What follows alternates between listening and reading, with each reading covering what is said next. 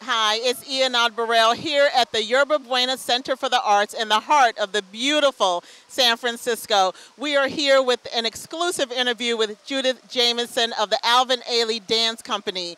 Here's some exciting news about what she's doing now, about her experience with Alvin Ailey, before she goes into conversation. Here at the Yerba Buena Center for the Arts, Oaktown Off the Hook brings to you the iconic Judith Jamison. We are at the Yerba Buena Center of the Arts, and we're going to have conversations with you. But I'm honored to have this time with you before we go into the theater with a crowd full of folks and to talk about things that you've done for the past 30 years. More importantly to me, things you're doing right now. A lot of folks want to hear what you're doing now. So can I just start with a couple of things that are just itching at me right now. There was a 50-year anniversary that was celebrated 4 years ago with the Alvin Ailey Dance Theater. Tell us about that experience. The 50th anniversary was one of celebration, true celebration, because one thing that really pleased me was the 50-person I've Been Buked, which is part of Revelations. It's the beginning of Revelations. And we've done I've Been Buked. Y'all know it. I've been buked and I've been scorned. Everybody reaches up and everybody opens their arms. And so, you know, I mean, Revelations is the classic work of America, you know. The world knows this dance, you know. It's Alvin Ailey's masterpiece. So we did it with, it normally has a cast of maybe 12 or 10. We did it with 50, you know. And it was of people who were in the company before and came back to fill in. Oh, it was a wonderful celebration. And at the end of that celebration, at the end of that performance, we had a huge picture of Mr. Ailey on the stage, just his face on the stage, huge upstage.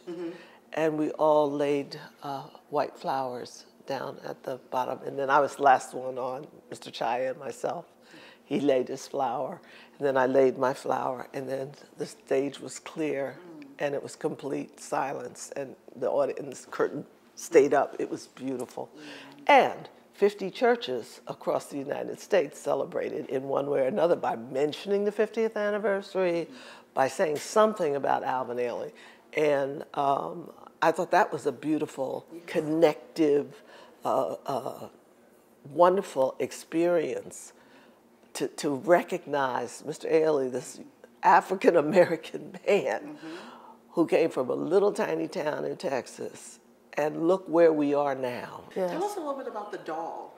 There was something to do with the I designed the Barbie doll. With Mattel? Yeah. How was that experience? How was that experience? Very interesting. They give you heads, these little heads in a box, you know, and they're all different colors, you know, and then you choose what color you want, and you know where I went. And then you choose, the only thing that I couldn't get was I wanted shorter hair. Okay. But I did get textured hair. Important. But it had to be in a bun, you know what I'm saying? It still had to be in a bun. But I wanted some negritude in there, you know, not, you know, just straight hair, but something that said, yes, well, this is this hair that's like wool, you know what I'm saying? So they gave me the texture, but it had to have a bun because they said little girls like to comb hair. Okay, fine, that's good. And then the subject of the costume was the Wading in the Water costume, and they did that thing. They copied it to a frazzle with the lace and the lace on the skirt, and they did a beautiful job. And they also added a flexibility that hadn't been in another doll that they had created. And I'm just very proud of that doll because it said something to black children. Yes, it did. But it also says something to other children, other than black children. That look, dolls come looking like this. Yes, definitely, definitely. That's amazing. So I was glad that Barbie embraced that and that Mattel embraced that. Right. You have a long, long list of accolades and recognitions, and they're very inspiring.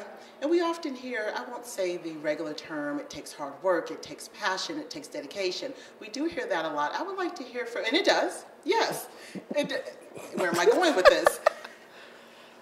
I would to hear what was one, if you could give an example of, yes, it takes all of those things, but there's one thing that even goes beyond that, that's really going to make a person successful in the arts, who wants to do anything close to what I'm doing, who aspires to be a director, a dancer.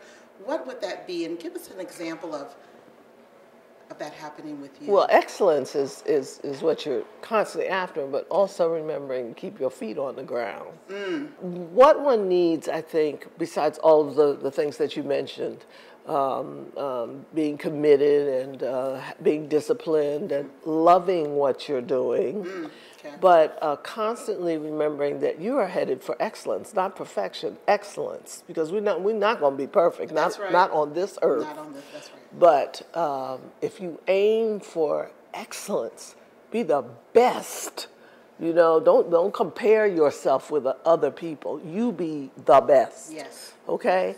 And then in being that, stay grounded. Nice. You know, stay grounded. Keep your feet on the ground. Remember exactly where you came from. Right. I wish I had more time, but I do have one more question as we close. If there's anything that you haven't done yet, you've been blessed. I know you've gone many places, you've traveled. What is that you just have not done yet that you If we could just get places by osmosis or something, you know, that's one thing I'd love to do. You know, I love flying, yes, in the Concorde. I'd love that. But I thought by now, even in my dreams as a 10-year-old, I thought we would be traveling differently. You know what I mean? I thought somehow we'd be there, you know, beam me up or whatever. You know what I'm saying? So I'm being told to beam up right now, so I'm beaming up. Thank you so much. You've been wonderful. Thank you so much. If you didn't laugh, I didn't make you laugh.